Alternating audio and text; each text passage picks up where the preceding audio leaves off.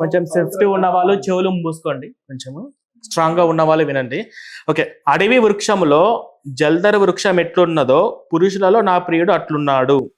Okay, నేను అతని నీడకు కూర్చుంటుని, అతని ఫలము నా జిహ్వకు మధురం. అడవి ఎక్కడిది, వృక్షం ఎక్కడిది?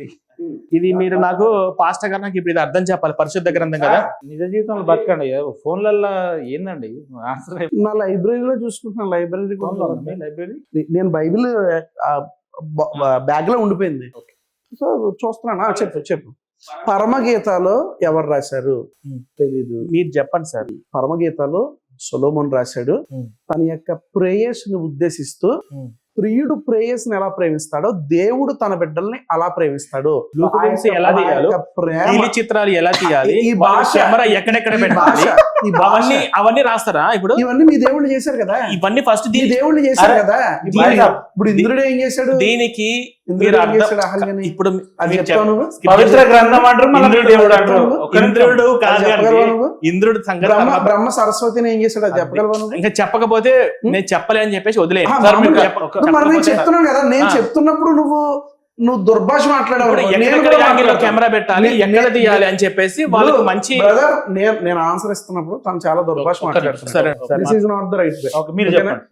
లేచిపోయి పౌరుషంగా మరి మేము క్రిస్టియానిటీ గారు వారు ఏమంటున్నారు అంటే, మీరే అన్నారు ఏమని, ఒక ప్రేయసిని ఒక ప్రియుడు ఎట్లా ప్రేమిస్తాడో దేవుని కూడా ఎట్లా ప్రేమిస్తామని అంటే ఇవ్వకూడదు కదా. అప్పుడు మాట్లాడాలి మీరు లాస్ట్ లో.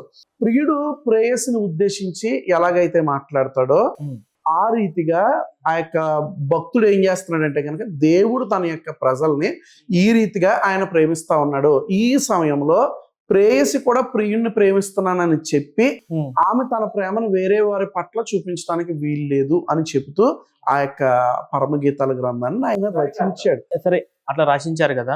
మరి ఈ 3వ వచనానికి అంటే పరమగీతం 2వ అధ్యాయం 3వ వచనానికి పర్టికులర్ గా ఈ వచనానికి మాత్రమే అర్థం చెప్పండి. మిగతా పరమగీతాలు, ఆ సొలొమోను, ఆ ప్రేయసి స్టోరీ అంతా పక్కన పెట్టేసి, అంటే ఇటువంటి పరిశుద్ధ గ్రంథం కదా, సో ఇటువంటి రాయచ్చా? నేను చదవాలా మళ్ళీ చదివి వినిపించాలి? మీరు చదివితే ఆయన వినసొంపుకుంది, మీరే చదువు. అడవి వృక్షములలో జల్దర వృక్షం ఎట్లున్నదో పురుషులలో నా ప్రియుడు అట్లున్నాడు. నేను అతని నీడకు కూర్చుండి, అతని ఫలము నా జిహ్వకు మధురం. ఇది ఒక్కటే అర్థం చెప్పండి. నేను చెప్పాను కదా, ఇప్పుడు ప్రియుడు తన ప్రేయస్ని ఎలాగైతే ప్రేమిస్తాడో క్రీస్తు తన సంఘాన్ని లేదా దేవుడు తన యొక్క బిడ్డల్ని ఆ రీతిగా ఆయన ప్రేమిస్తున్నాడు. ఈ ప్రేమ ఎలాంటిది అని అంటే కనుక నిష్కపటమైన ప్రేమ, అది కల్తీ లేనటువంటి ప్రేమని దేవుడు అక్కడ ఆ రీతిగా వర్ణిస్తాడు. ఇప్పుడు జిహ్వ అంటే ఏంటండి? జిహ్వ అంటే నువ్వు చెప్పు. నాలుక. ఫలం అంటే అక్కడ ఏమొస్తుంది? చెప్పు. అతని ఫలము అంటే ఏమొస్తుంది? అంటే ఈ రీతిగా దేవుడు బిడ్డలను ప్రేమిస్తున్నాడా? ఏ రీతిగా మీరు చెప్పండి సార్ దీనికి. అందుకే ప్రవీణ్ నేను ఒక మాట చెప్తాను, ఒకటి వినే ఆ యొక్క చల్లారమైన భాష మాట్లాడితే మనం సార్, నేను బైబుల్లో లేనిది మాట్లాడితే మీరు ఏదైనా చేసి మాట్లాడుతున్నా, అది అస్సలు కరెక్ట్ కాదు. నేను అర్థం చేసి నాలుకము, అతని ఫలం అంటే ఏంది అని ఆగిపోయాను. ఇదిగో అతని ఫలము. మీరేందో చెప్పండి మరి, అతని ఫలం ఏందో మీరేందో. రైట్. ఇజ్రాయెల్ భూభాగంలో అనేక ప్రదేశాలను ఉద్దేశించి ఆయన తన కార్యాలు ఎక్కడెక్కడైతే జరిగించాడో ఆయా కార్యాలను ఆయన జ్ఞాపకం చేస్తూ ఇక్కడ ఈ గ్రంథాన్ని రాయిపిస్తున్నాడు. ఒక చోట నీ నాభి అని మాట్లాడతాడు, అంటే బొడ్డు, నాభి, నట్ట నడుమున. నీ భాష అది కాదండి నా టాపిక్.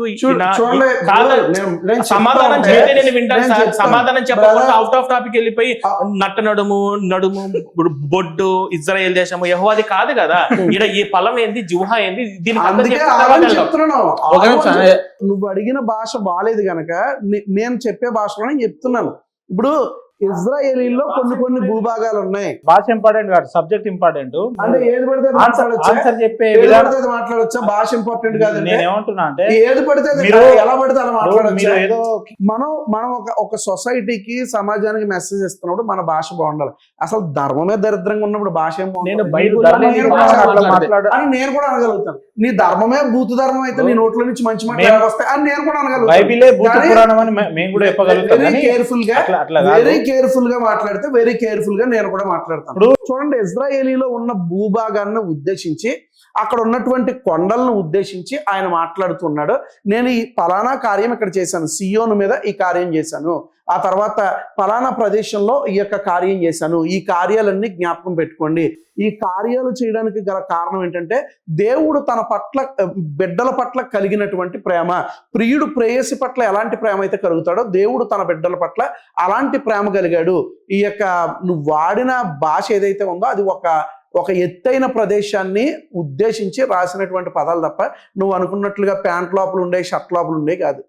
అంత దరిద్రమైన భాష మాట్లాడకూడదు. ఒక గ్రంథం గురించి మాట్లాడేటప్పుడు ఆడ ఎలాగో ఎదవ పనికిమన్నాడు, రోడ్ల మీద తిరుగుతూ ఉంటాడు పిల్లలు లేక. నీకు ఫ్యామిలీ ఉంది కదా, ఒక పద్ధతిగా మాట్లాడితే నీ భార్య పిల్లలు కూడా చూస్తారు. ఆడు గుండుగడికి ఫ్యామిలీ లేదు, ఆడు అలాగే మాట్లాడతాడు. లేని వ్యక్తి గురించి ఇక్కడ గ్రంథం గురించి మాట్లాడితే మీరు అమాయకులకు ఫోన్ చేసి దేవుణ్ణి ఎలాగైనా పిలవచ్చా, ఎలా పడితే అలా పిలవచ్చా, అమాయకులకు ఫోన్ చేసి అడగడం కాదు. నాలాంటి వాళ్ళకి అడిగితే మేము చెప్తాం.